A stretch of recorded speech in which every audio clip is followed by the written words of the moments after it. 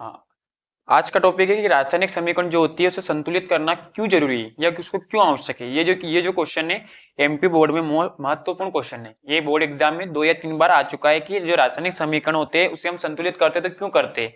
तो क्वेश्चन कैसे आया बोर्ड एग्जाम में कि रासायनिक समीकरण को संतुलित करना क्यों आवश्यक है, क्या रीजन है कि इसको संतुलित कर रहे हैं हम। तो आंसर लिखेंगे अपन इसका, क्या आंसर हो जाएगा इसका, रासायनिक समीकरण को रासायनिक समीकरण को संतुलित करना आवश्यक है क्योंकि आवश्यक है क्योंकि आवश्यक है क्योंकि द्रव्यमान संरक्षण के नियमानुसार क्योंकि द्रव्यमान संरक्षण के नियम के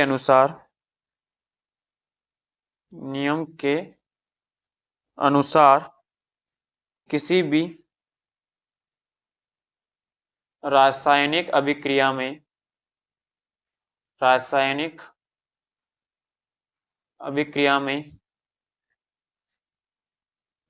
में ना तो द्रव्यमान उत्पन्न होता है और ना ही नष्ट। इस नियम के अनुसार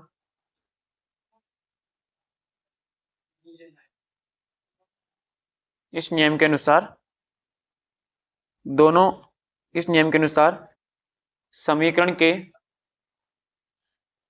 दोनों ओर के तत्वों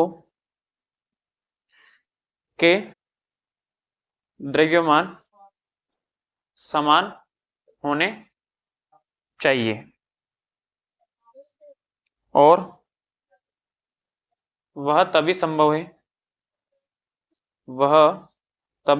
है जब दोनों ओर के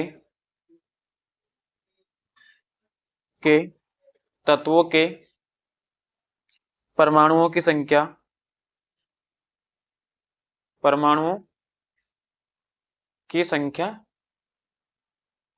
समान हो। इसलिए रासायनिक समीकरण को संतुलित करना आवश्यक है। अब रासायनिक समीकरण संतुलित कैसे करते थोड़ा उसके बारे में हम पढ़ लेते। जैसे मान लो एग्जांपल के लिए हमारे पास समीकरण दी हुई है H2 प्लस O2 और क्या बन रहा है H2। तो इसको हम संतुलित कैसे करेंगे, देखो यहाँ हाइड्रोजन कितना है 2, ऑक्सीजन कितनी है 2, इधर हाइड्रोजन कितना है 2 और ऑक्सीजन कितनी है 1। अब यहाँ हमें ऑक्सीजन कितनी करना है 2 करना। तो सबसे पहले ना जिसके पास सबसे अधिक परमाणु होते हैं उसे संतुलित करते हैं। तो सबसे अधिक किसके पास है हाइड्रोजन को, लेकिन हाइड्रोजन क्या यहाँ पहले से संतुलित है।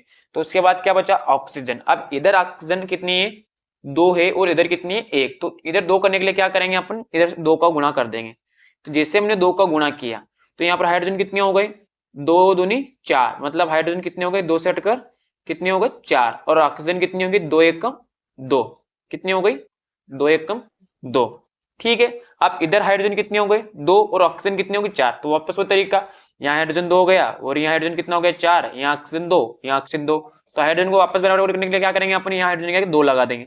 तो 2 दूनी 4 यानी कि यहाँ पर भी कितना हो जाएगा 4 हाइड्रोजन। तो इधर भी 4 हो गए, इधर भी 4 हो गए, इधर ऑक्सीजन 2 हो गई और इधर भी ऑक्सीजन क्या हो गई 2 हो गई। तो इस प्रकार समीकरण संतुलित करेंगे अपन, उसमें किसी संख्या को गुणा करके उसे बराबर करेंगे। जैसे और एग्जांपल देखते हैं जैसे मैग्नीशियम की अभिक्रिया हम ऑक्सीजन के साथ करा तो क्या बनता है मैग्नीशियम ऑक्साइड।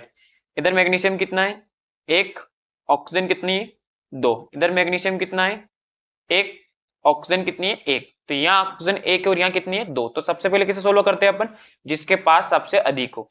तो यहाँ क्या करेंगे अपन, इसमें हम 2 का गुणा कर देंगे। जैसे हमने यहाँ 2 का गुणा किया तो यहाँ ऑक्सीजन कितनी हो गई 2, तो 1 को हटाकर क्या लगा देंगे अपन 2 और 2 का गुणा पूरे में होगा तो 2 कितने हो गए, यहाँ पर मैग्नीशियम भी कितने हो गए 2। ठीक है, लेकिन यहाँ मैग्नीशियम कितना है 1, तो यहाँ 2 करने के लिए क्या करेंगे अपन 2 से गुणा कर देंगे। तो यहाँ 2 एकम 2 यानी कि यहाँ पर भी मैग्नीशियम कितने हो गए 2 यहाँ भी मैग्नीशियम 2, यहाँ ऑक्सीजन 2 और यहाँ पर भी ऑक्सीजन 2। तो इस प्रकार हम समीकरणों को संतुलित कर सकते हैं। ठीक है गाइस, यदि वीडियो पसंद आया हो तो वीडियो को लाइक एंड शेयर करें एंड चैनल को सब्सक्राइब करें।